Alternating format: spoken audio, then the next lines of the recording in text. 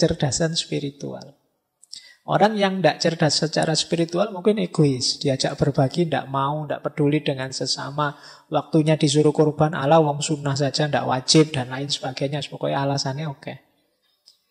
Nah, jadi ini akar-akar. Carilah akar-akar ini yang memungkinkan kita tambah cerdas secara spiritual. Kesungguhan, kemudian ketercerahan. Cari momen-momen yang membawa kita pada pencerahan-pencerahan. Kalau males baca ya dengerin YouTube atau apalah gitu. Yang penting membaca sekitar juga tidak masalah. Siapa tahu nanti dapat semacam ilham, intuisi, wawasan baru atau apa. Kejar itu. Kemudian juga sadari keterhubungan kita terus-menerus dengan Tuhan. Bahwa hidup ini ya selalu berada dalam hubungan dengan Tuhan. Perkaya pengalaman-pengalaman spiritual. Sehingga dia akan jadi habit, tabiat kita. Dan jangan lupa kepedulian sesama. Itu melahirkan kepekaan dan kecerdasan spiritual juga. Kejar momen-momen ini biar kita tambah cerdas secara spiritual. Kuncinya nanti di sini. Kecerdasan spiritual akan sangat membantu manusia menuju kebaikan tanpa tapi. Sehingga menambahkan kedekatan dengan Allah yang jadi habit yang berkelanjutan. Kecerdasan akan mengantarkan manusia lebih berwibawa sebagai manusia yang semestinya. Maka akan lebih mudah untuk memaknai hidup. Kembali lagi di channel Risalah Hidup. Kali ini akan melanjutkan video ngaji filsafat dari Dr. Fahrudin Faiz dengan tema kecerdasan spiritual, edisi ragam kecerdasan. Dan sebelum memulai, mari kita membaca basmalah. Simak video ini sampai selesai agar tidak salah paham, dan semoga video ini bermanfaat buat kita.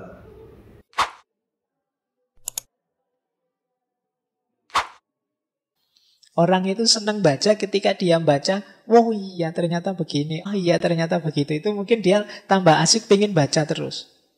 Tapi begitu baca, ini buku apa tuh ya, susah sekali dipahami, susah ya, tidak jadi baca. Jadi momen ketercerahan itu kejarlah. Momen wow, momen aha, momen eureka, momen apa saja. Kejar itu karena dia mengantarkan kita pada pemahaman spiritual. Enlightenment, jadi ketercerahan. Itu rumus kedua. Jadi ada yang sungguh-sungguh, ada yang melalui pencerahan-pencerahan. Nah, akar kecerdasan spiritual yang ketiga adalah ketuhanan.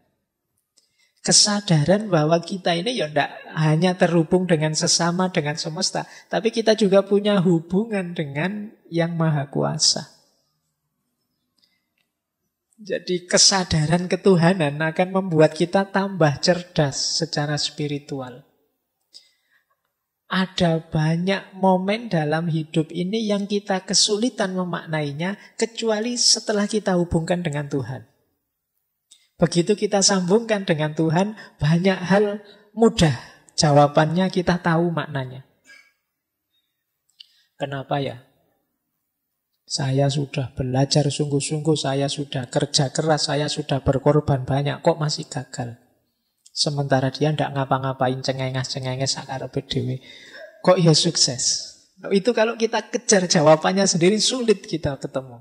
Tapi begitu kita hubungkan dengan Tuhan, jawabannya lebih mudah. Ada banyak momen yang makna dan jawabannya lebih mudah ketika kita sadar hubungan hidup ini dengan Tuhan. Loh, kesadaran keterhubungan dengan Tuhan ini hanya orang-orang yang cerdas spiritual yang mampu. Jadi kalau ada momen peristiwa apapun, dia membacanya selalu melibatkan Tuhan. Kita kan kadang-kadang lupa bahwa kita punya Tuhan. Akhirnya kita kalau gembira terus jadi sombong. Kalau dapat anugerah jadi sombong. Dapat kesulitan terus putus asa. Ada sumpek sedikit terus rasanya dunia gelap. Ini namanya kita lupa kalau kita punya Tuhan. Nah itu indikasi kita kurang cerdas secara spiritual. Pak, saya itu sudah hitung sampai yang sekecil-kecilnya loh. Kok masih gagal saja? Ya, itu kan kamu berhenti di dirimu sendiri. Kamu lupa bahwa ada Tuhan.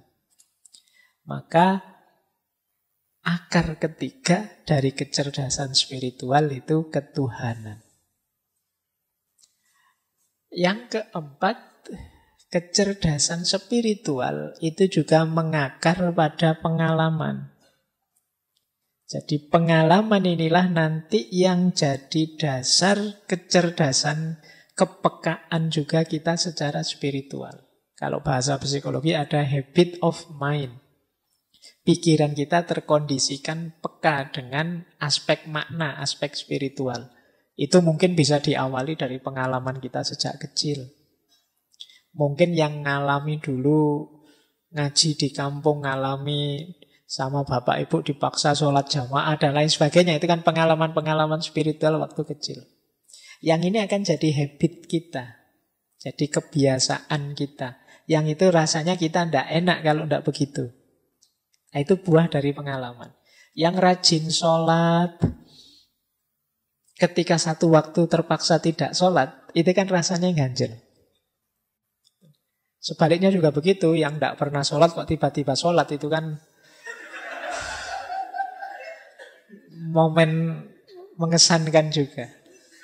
Jadi, yuk dari pengalaman terbangun habit of mind tadi. Jadi orang yang karakternya baik itu yuk biasanya karena memang dia dibiasakan dalam pengalamannya. Karakter-karakter yang baik. Sehingga terus karakter itu mengakar dalam dirinya. Nah, jadi akar selanjutnya pengalaman. Ya pengalaman itu ada yang, kalau dalam ranah spiritual ada yang khas dua selain pengalaman biasa yang dibiasakan tadi. Yang pertama adalah pengalaman luar biasa dalam bentuk pengetahuan. Dan yang kedua pengalaman luar biasa dalam bentuk trauma. Pengalaman luar biasa dalam bentuk pengetahuan itu kalau dalam agama kadang menyebutnya ya pengetahuan intuitif atau kadang disebut laduni. Yang kita tidak belajar tiba-tiba paham. Kan ada ketercerahan itu saat kita membaca tercerahkan. Ada yang tidak membaca tapi tercerahkan. Nah ini pengalaman luar biasa juga. Ini bisa juga menumbuhkan kesadaran dan kecerdasan spiritual. Jadi yang sifatnya intuitif. Wow-nya tidak melalui proses biasa. Ini juga jenis pengalaman. Ada juga pengalaman traumatik. Kalau pengalaman traumatik ini pengalaman luar biasa yang membuat trauma. Cuma traumanya efeknya positif. Geser ke ranah spiritual. Misalnya setelah di DO baru sadar bahwa ternyata Tuhan itu maha kuasa. Nah,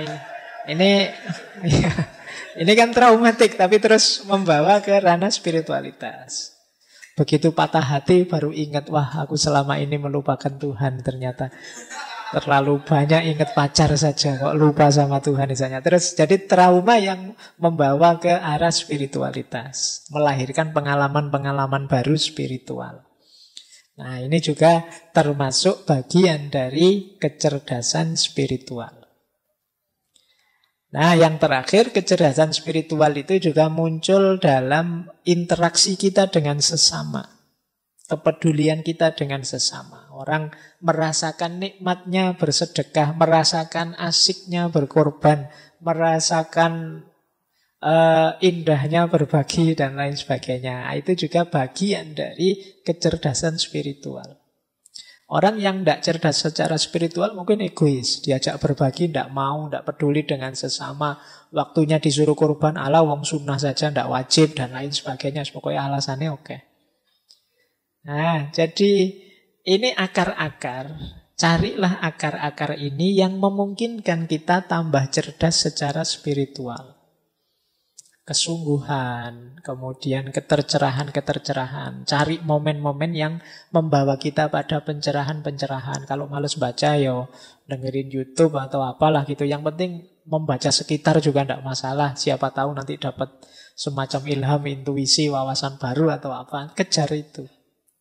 Kemudian juga sadari keterhubungan kita terus-menerus dengan Tuhan. Bahwa hidup ini ya selalu berada dalam hubungan dengan Tuhan. Perkaya pengalaman-pengalaman spiritual. Sehingga dia akan jadi habit, tabiat kita. Dan jangan lupa kepedulian sesama. Itu melahirkan kepekaan dan kecerdasan spiritual juga. Kejar momen-momen ini biar kita tambah cerdas secara spiritual. Kuncinya nanti di sini. Baik, saya lanjut. Nah, kalau ini prinsip-prinsipnya. Jadi, kecerdasan spiritual itu sedikitnya punya 12 prinsip. Kalau tadi kan akarnya. Kalau ini jalannya itu melalui 12 rute ini. Yang pertama, kecerdasan spiritual itu memerlukan kerendahan diri. Kesadaran diri. Kerendahan hati nanti. Jadi kesadaran diri itu ya sama seperti di emosi kemarinnya. Ayo dipahami. Jadi sadar itu tidak sekedar tidak tidur. Kalau di spiritual sadar itu berarti kita hidup ini punya makna. Punya nilai. Banyak orang yang rutinitas. Hidupnya rasanya kayak robot. Tidak bisa menjawab makna. Yang menjawab makna itu di situ bertanya mengapa. Mengapa sih harus ngaji? Mengapa sih harus seminggu sekali? Mengapa kok namanya ngaji filsafat? Mengapa kok? Nah itu pertanyaan-pertanyaan ini kan menggelisahkan. Tapi kalau kita bisa menjawab, disitulah kita sebenarnya hidup dengan bermakna. Tidak sekedar menjalani rutinitas hidup. Jadi yang pertama itu kesadaran diri. Yang kedua spontanitas. Ini menarik ya. Spontanitas itu maksudnya apa sih? Kita itu jadi orang baik, jadi orang yang peduli, jadi orang yang religius, spiritual itu keluarnya otomatis. Kenapa keluarnya otomatis? Karena sudah kita biasakan begitu. Tidak pakai dipikir dulu. Wah ini saya sedekah apa enggak ya? Kalau sedekah uangku sekian, nanti tinggal sekian. Padahal itu panjang. Kalau dipikir panjang, enggak otomatis keluar. Itu sebenarnya belum mendarah daging, belum mengakar. Kalau sudah karakter dermawan itu mendarah daging, begitu ada dorongan untuk sedekah, sedekah saja. Itu namanya spontan. Melakukan kebaikan secara spontan. Ini mirip didefinisi akhlak oleh para filosof muslim seperti Ibnu Miskawai, Imam Ghazali. Itu kan mendefinisikan akhlak itu cirinya antara lain spontanitas ini. Perbuatan baik yang sejati itu diantara cirinya spontan. Tidak pakai uhui ya. Kakek nonton TV nanti saya ngomong spontan kalian uhui. Jadi otomatis keluar. Tidak pakai dipikir lagi. Min ghairi fikrin waruwiyatin kalau bahasanya Imam Ghazali. Tanpa dipikir, tanpa dipertimbangkan. Kalau ada teman butuh pertolongan, langsung otomatis ditolong begitu saja. Tidak terlalu mikir panjang. Berarti apa? Kebaikannya sudah tertanam dalam diri. Keluarnya yaitu sudah otomatis. Kalau pakai dipikir panjang ya bukan kebaikan biasanya, hanya pencitraan. Mikir situ, ini saya bantu enggak ya, saya traktir enggak ya, kalau saya traktir aku rugi berapa, kira-kira besok dapat balasannya enggak, itu panjang. Kalau ini masih belum jadi orang baik. Orang baik itu ya sudah, pokoknya aku yang traktir, yang bayar. Nah, itu ciri kedua. Jadi kebaikan spiritual, kecerdasan spiritual antara lain cirinya spontanitas dalam perbuatan baik. Kemudian panduan visi dan nilai. Hidup yang punya tujuan. Ada nilai yang ingin ditegakkan. Ini nyambung dengan tadi ya, hidup yang tidak asal-asalan. Ini ciri yang ketiga. Yang keempat, keutuhan. Keutuhan itu melihatnya tidak sempit. Tidak hanya untuk kepentingan dirinya saja. Jadi menjalankan segala sesuatu, memutuskan segala sesuatu dengan mempertimbangkan yo aku, yo yang lain, ya semesta termasuk ketuhanan. Jadi tidak hanya ingin senangnya sendiri. Jadi membaca sesuatu itu utuh, tidak egois. Kemudian kasih sayang. Kalau ini tidak perlu saya jelaskan, teman-teman sudah hafal. Hidup yang penuh kasih dan sayang. Kemudian kuat berbeda. Jadi mampu merayakan keragaman. Karena mampu membaca secara luas dan utuh, biasanya terus bisa merayakan keragaman. Merayakan itu menikmati keragaman. Selama ini banyak di antara kita yang gelisah. Tidak tenang hidupnya karena ada yang beda dengan kita. Saya agamanya A, dia agamanya B. Wah, tidak tenang aku. Sulit menyikapi perbedaan. Saya tipenya ini, dia tipenya itu. Saya alirannya ini, dia alirannya itu. Mbok kalau bisa orang itu alirannya sama kayak saya semua. Yang lain ikutlah saya semua. Kalau tidak ikut aku gelisah. Ini namanya tidak bisa menikmati keragaman. Ya, padahal Al-Quran kan sudah jelas menegaskan ya, syir'atan wa minhajan, su'uba wa qabail, dan macam-macam mengindikasikan bahwa keragaman itu sunatullah. Tapi kita sering jadi orang yang tidak terima, tidak puas dengan keragaman itu. Tidak bisa menikmati keragaman. Nah, ini berarti apa? Kecerdasan spiritualnya kurang tinggi. Perlu di-upgrade lagi. Selanjutnya orang yang cerdas spiritual itu tidak tergantung. Kita dengan sesama saling membutuhkan, tapi tidak tergantung. Bedakan saling membantu dengan ketergantungan. Kalau ketergantungan itu pokoknya kalau tidak kamu ya hidupku hancur, sudah selesai. Itu ketergantungan namanya. Harus kamu. Kalau ndak kopi merek ini atau kalau ndak rokok merek itu ndak pokoknya. Nah, itu namanya ketergantungan. Jadi ketergantungan itu nanti diantara indikasi orang tidak bisa menikmati keragaman. Ya kalau dalam Islam kan satu-satunya yang ditolerir itu ketergantungan kepada Allah. Allahus Somad. Satu-satunya tempat bergantung itu Allah. Kalau pada yang selain Allah jangan tergantung. Nanti kamu kecewa. Jadi ketergantungan menunjukkan kecerdasan spiritual kita kurang tinggi. Nah, selanjutnya rendah hati. Bukan rendah diri ya, ada beda. Kalau yang awal itu sadar diri. Kalau yang ini rendah hati. Kalau rendah diri kan minder, tidak bersyukur. Kalau rendah hati itu lawannya tidak sombong. Jadi tidak meninggikan diri. Sadar bahwa aku ini banyak kelemahan. Yang di antara kelemahan ini bisa teratasi kalau aku berhubungan dengan orang lain, berhubungan dengan sesama, dengan semesta, berhubungan dengan Tuhan. Nah, ini namanya kerendah hatian. Orang yang sadar kelemahan dirinya itu biasanya tidak sombong. Baik, terus prinsip spiritual, kecerdasan spiritual yang lain adalah itu tadi ya, bertanya mengapa. Pertanyaan mengapa itu pertanyaan sangat filosofis. Kalau teman-teman ingin jadi orang pintar, sering-sering bertanya mengapa. Meskipun ini menjengkelkan. Iya. Jadi, mengapa kok harus ngaji filsafat? Ya biar kita ngerti filsafat. Mengapa kok kita harus ngerti filsafat?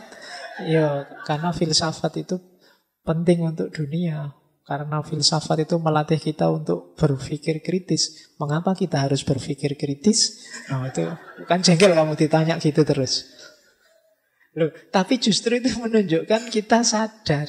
Ini yang disebut oleh Sokrates itu hidup yang diuji. Jadi kata Sokrates, hidup yang tidak diuji itu hidup yang tidak berharga.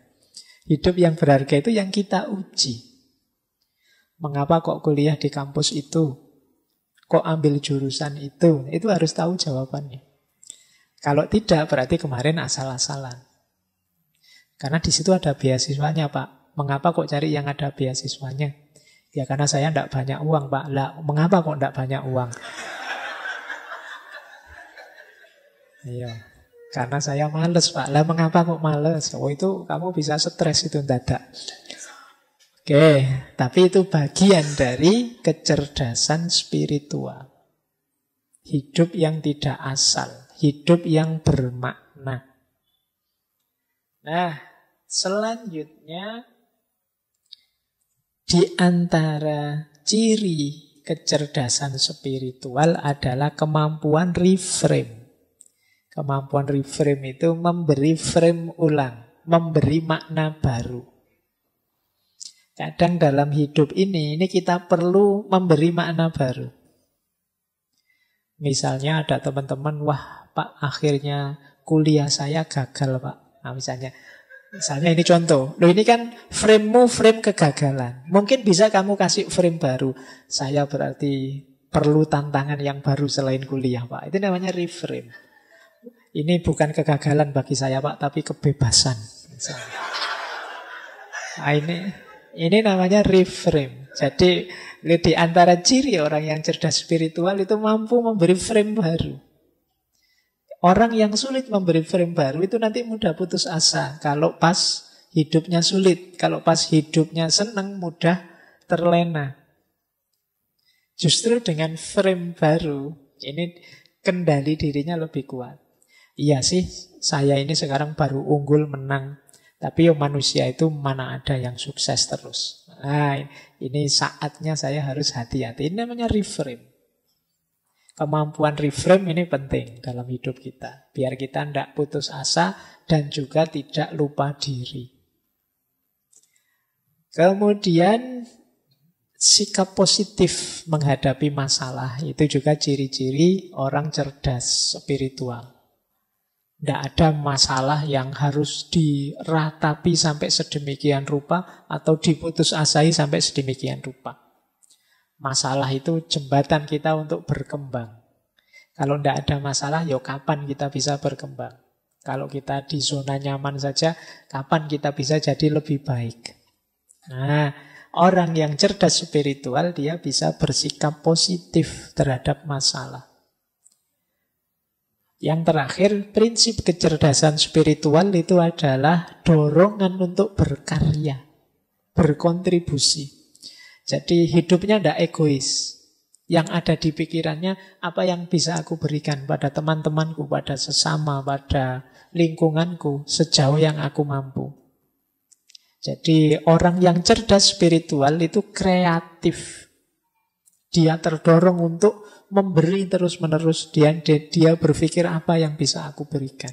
Karya apa yang bisa memberi kontribusi pada sesamaku. Nah, ini ciri-ciri cerdas secara spiritual. Jadi ini 12 prinsip. Diingat-ingat nanti kecerdasan spiritual kita bisa terupgrade dengan indikator 12 ini. Cirinya, prinsip-prinsipnya ini.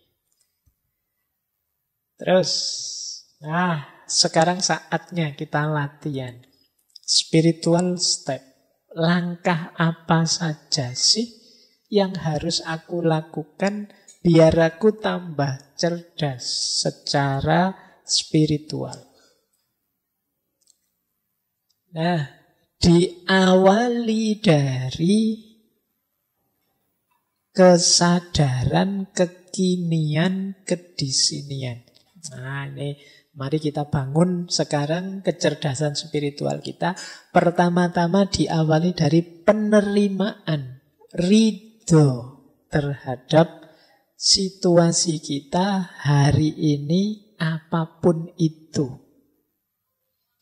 Jadi awal ridho ini akan jadi kunci. Awal penerimaan ini akan jadi kunci. Kalau di awal kita sudah tidak terima, kita sudah menyangkal, kita sudah tidak puas, sulit kita menghidupkan kecerdasan spiritual kita. Yang ada hanya mengeluh-mengeluh, protes-protes, dan lain sebagainya. Maka yang pertama penting kesadaran, kekinian, kedisinian. Jadi cuma untuk menerima itu kan kita harus tahu yang kita terima itu apa. Nanti jangan-jangan ada yang bilang, tidak ada yang ngirim Pak, saya nerima apa juga. Jadi situasi kita hari ini, kondisi kita hari ini. Nah, untuk tahu situasi yang harus kita terima, disitulah pentingnya ilmu. Jadi pengetahuan. baik tentang diri kita maupun tentang situasi lingkungan di sekeliling kita. Oh iya, saya sadar aku ini sampai detik ini masih orangnya pemarah. Saya terima dulu. Jadi banyak orang yang pemarah tapi tidak ngaku kalau dia pemarah. Maka kesadaran untuk kekinian, kedisinian itu penerimaan diri yang itu diawali dari ilmu, pengetahuan kita tentang diri kita sendiri. Aku ini tipe yang orang gimana sih? Nah, diterima dulu, jangan diingkari, jangan denial. Kalau sudah, baru niat, azam yang kuat, niat. Saya masih pemarah, saya tahu, tapi aku akan berusaha untuk lebih baik. Nah, ini niat untuk jadi lebih baik. Setelah kita terima diri kita apa adanya. Jadi ridho, niat. Kemudian yang ketiga, refleksi tentang hakikat diri kita yang sejati. Kalau ini ideal. Aku itu seharusnya bagaimana sih? Nah, ini idealnya, yang nomor 3. Jadi ini mungkin aspek tafakurnya. Yuk kita pikir, aku itu harusnya gimana? Mengapa sih Allah itu menjadikanku seorang muslim yang hidup di Indonesia, di desa ini, punya saudara seperti ini, teman-temanku kok tipenya gitu semua, dan lain sebagainya. Jadi kita memahami, kalau begitu aku harus apa? Aku harus bagaimana? Diriku harus dibentuk seperti apa? Nah, ini refleksi tentang hakikat diri kita. Kemudian saatnya berjuang, niat yang kuat, kemudian kita tahu target tujuan kita yang ideal tadi, kemungkinan kita akan bertemu banyak halangan dan rintangan. Di situ saatnya kita menaklukkannya. Jadi kita mungkin ketemu kemalasan kita sendiri, kita ketemu teman yang tidak mendukung kita, macam-macam. Nah, itu halangannya. Saatnya kita menaklukkannya. Tapi lagi-lagi kita juga harus ngerti ilmunya. Jadi nanti di setiap tahap itu kuncinya ada di ilmu. Kita harus tahu halangannya apa. Oh, ternyata halangannya itu nafsuku sendiri. Oh, ternyata halangannya itu lingkungan sekelilingku. Oh, ternyata halangannya itu. Nah, ini yang harus dibersihkan. Kalau dalam tasawuf, ini fase ketika kita bersih-bersih diri. Namanya takholli. Setelah itu, kita belajar kemungkinan-kemungkinan yang bisa kita tempuh untuk meningkatkan diri. Saya itu bisa lebih baik kalau pakai jalan ini. Pakai jalan ini juga bisa, pakai jalan itu juga bisa. Ada banyak kemungkinan. Nah, tapi dari banyak jalan nanti kita pilih satu kan tentunya. Yo, ada banyak jalan kan tidak mungkin kita pilih semua. Nanti pening sendiri. Kalau sudah kita pilih satu, ya kita jalan di satu itu. Meskipun kita sadar orang lain mungkin ngambil jalan yang berbeda, monggo saja. Dan kita komitmen di jalan yang satu itu. Fokus di jalan yang kita ambil untuk memperbaiki diri tadi. Banyak kita hari ini sudah menetapkan mengambil satu jalan, tapi tidak fokus di jalan yang diambil, malah fokus di jalannya orang lain untuk mencari keburukannya jalannya orang lain. Hari ini kan banyak begitu. Saya sudah ambil rute ini deh, tapi kita tidak jalan-jalan. Yang kita lakukan hanya ngeritiki orang lain yang ngambil jalan yang berbeda. Wah, jalanmu salah, jalanmu sesat ke sana, yang benar ke sini, yang paling bagus ini. Jadi kita ribut menyalahkan jalannya orang lain, tapi kita sendiri tidak jalan-jalan di rute yang sudah kita ambil. Nah, ini juga blunder. Jadi kita tahu yang baik yang mana, tapi tidak kita jalankan. Nah, ini bagi saya blunder, apalagi kemudian kerjaan kita hanya mengkritik kiri kanan orang yang berbeda dengan kita. Jadi makanya yang terakhir itu komitmen di satu jalan, meski tetap sadar ada banyak jalan yang lain. Nah, ini rute-rute untuk menghidupkan kecerdasan spiritual. Diawali dari kesadaran dan penerimaan, dilanjutkan dengan niat, kemudian merenungi hakikat, selanjutnya menyingkirkan halangan, mempertimbangkan macam-macam jalan, dan pada akhirnya berjalan. Ngambil satu rute yang kita tempuh untuk meningkatkan kapasitas spiritual kita. Kalau kita sukses, kita akan dapat 5 hal itu. Entah 1 di antaranya, entah 2 di antaranya. Alhamdulillah kalau bisa 5 di antaranya.